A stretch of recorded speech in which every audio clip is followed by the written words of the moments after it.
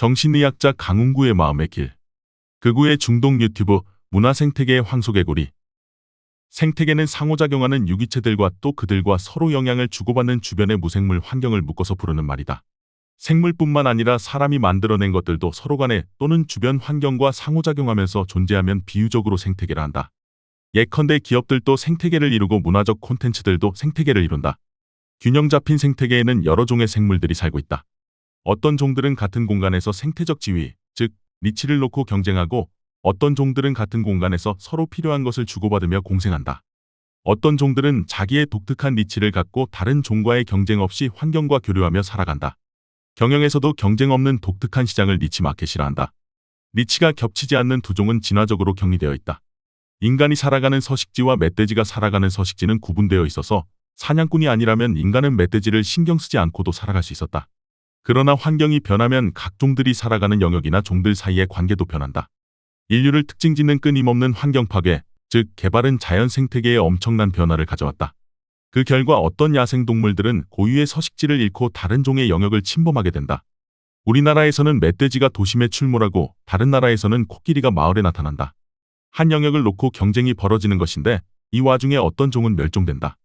인류는 수많은 종을 멸종시켰는데 사람이 직접 종을 없앤 것은 예외적이고 대개는 서식지 파괴가 멸종의 원인이다. 개발로 고유 니치에서 밀려난 종들은 생존을 위한 경쟁력을 잃는다. 문화 생태계에서 종, 즉 문화적 콘텐츠들이 서식하는 가상의 환경은 사람들의 마음 또는 욕구다. 모든 문화적 산물들은 어떤 종류의 욕구를 만족시키기 위한 것이다.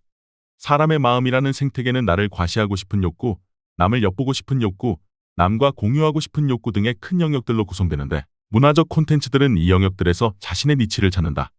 니치가 다르면 서로 무관하게 지낼 수 있는 것은 문화 생태계에서도 마찬가지였다. 취미생활을 공유하려는 욕구는 동호인 모임들로 구체화되는데 예를 들어 고전음악 동호인 모임과 스노우보드 동호인 모임은 서로 교류함 없이 각각의 서식지에서 독립해서 살아왔다.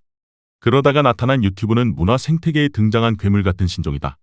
이 종은 처음에 나를 과시하고 싶은 욕구 영역의 콘텐츠들로 시작하였을 것이다. 그런데 세력이 점점 넓어지면서 정보와 지식에 대한 욕구, 즉 검색 및 전문지식 영역까지 유튜브를 자신의 서식지로 삼게 되었다. 이제는 뉴스와 실시간 중계까지 유튜브의 자리를 잡았다. 방송의 영역에 살던 콘텐츠들이 유튜브로 이사온 것이다. 성공한 유튜버들의 일화는 돈 벌고 싶은 욕구까지도 유튜브에 서식하게 만들었다. 기업과 정치 조직까지도 유튜브에 편입되었다. 그렇게 해서 유튜브는 기존의 문화적 종 모두를 품은 덩치 큰 무엇인가가 되었다. 특정 니치에 서식하는 종들의 모임으로 출발했던 유튜브가 이제는 스스로 거대한 생태계가 되어버린 것이다. 유튜브는 문화 생태계에서 황소개구리 같은 왕성한 포식자가 되어 모든 문화적 콘텐츠들은 물론 문화 생태계 전체를 빨아들였다. 이제 문화적 콘텐츠들이 서식하는 곳의 총체는 사람의 마음이 아니라 유튜브다. 유튜브가 독점적인 문화 생태계가 되어버린 이유는 무엇일까? 모바일로 모든 것을 접할 수 있게 된 환경 변화가 가장 중요할 것이다. 모바일의 강력한 힘은 접근성에 있다. 문화 소비자 측면에서 보면 내가 어떤 문화적 욕구를 가졌을 때 가장 빠르게 그것을 충족할 수 있는 방법은 휴대전화로 유튜브에 접속하는 것이다. 몇 초의 기다림도 잘 못 참는 사람들이 현대인이다. 더구나 맞춤 알고리즘이 내가 원하는 것을 미리 찾아놓으므로 볼수록 더 빠져들게 된다. 문화 공급자 측면의 특징은 더 중요하다. 유튜브에는 공급자의 진입 장벽이 없다. 콘텐츠의 품질이나 진실성에 대한 규제도 없다. 더구나 유튜브 생태계는 기존의 문화 생태계에는 존재하지 않았던 유튜버가 되고 싶은 욕구라는 신종까지 만들어냈다. 돈 벌고 싶은 욕구와도 구분되어 유튜버라는 것이 자신의 정체성이 되는 것이다. 공급 측면의 낮은 진입 장벽은 풍요로운 생태계를 만들고 그럴수록 이 생태계에서 다양한 욕구를 충족시키는 소비자도 많아진다. 유튜브는 무한 확장 중이다. 사이버 공간에 위치하고 온라인으로 접속하는 유튜브 생태계에서 문화적 콘텐츠들은 누구에게나 똑같은 무차별적 접근성을 가지고 있다. 그러다 보니 니치들 간의 경계가 허물어지고 각 콘텐츠들은 서로 무한 경쟁하게 된다. 과거에는 고전음악 웹페이지를 통해 정보를 얻던 고전음악 동호인이었지만 정보 취득 도구가 유튜브로 바뀐 뒤에는 고전음악 검색 중 우연히 스노우보드 영상을 한번 접하게 된다. 코끼리가 사람 사는 마을에 나타난 상황 같은 것이다. 내가 선택하지도 않은 맞춤 알고리즘이 나도 모르게 작동하면서 스노우보드가 고전음악을 압도한다. 결국 나의 관심사도 바뀐다. 코끼리의 세력이 커져서 주민들이 마을에서 쫓겨나는 셈이다. 유튜브 생태계에서 콘텐츠의 경쟁력은 조회수에 의해 결정된다. 많이 소비되어야 진화적 적합도가 높은 종이다.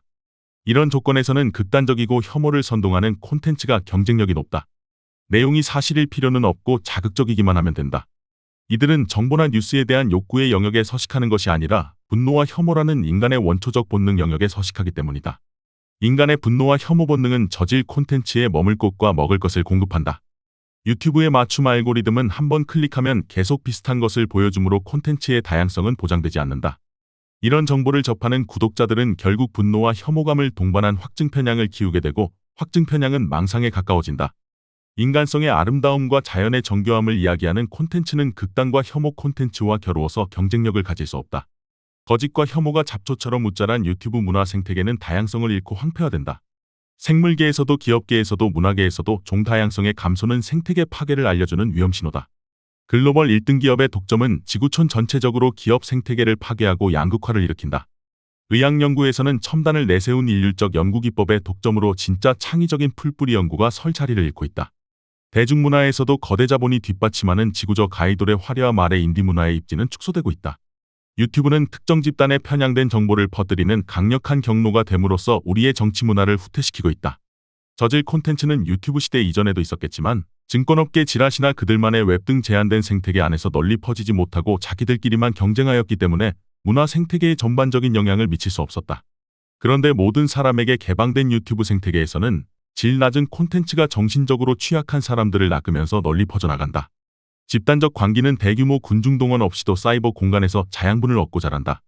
그렇게 온라인에서 키워진 광기는 이제 오프라인에서 펼쳐진다. 몇 명의 선동꾼이 현장에서 부추기면 세뇌되어 길거리 집회에 나선 군중은 제법 강력한 목소리로 결연하게 구호를 외친다. 막강한 권력을 가진 한 나라의 대통령이 이런 콘텐츠를 국가정책의 근거로 삼으려 했던 어이없는 일이 벌어지기도 한다.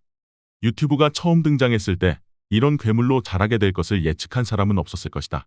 생물의 진화를 미리 예측하거나 조작할 수 없듯이 문화의 흐름도 예측하거나 인위적으로 통제할 수 있는 것은 아니다. 우리는 유튜브에서 일어나는 문화적 다양성의 파괴와 멸종들을 지켜볼 수밖에 없는지도 모른다. 하지만 이 독식의 생태계가 영원히 지속되지 않을 수도 있다. 한때 우리나라 소하천 생태계를 쑥대밭으로 만들었던 황소개구리는 이제 존재감이 없어졌는데 황소개구리 퇴치운동의 결과가 아니라 당시에 예측하지 못했고 현재도 무엇인지 잘 모르는 환경변화의 결과다. 진화는 다행스럽게도 대규모 멸종이 아닌 새로운 균형을 만들어냈다. 멸종의 위기를 근근히 버텨낸 다른 종들은 이제 소하천에서 자신의 니치를 다시 차지하게 되었다.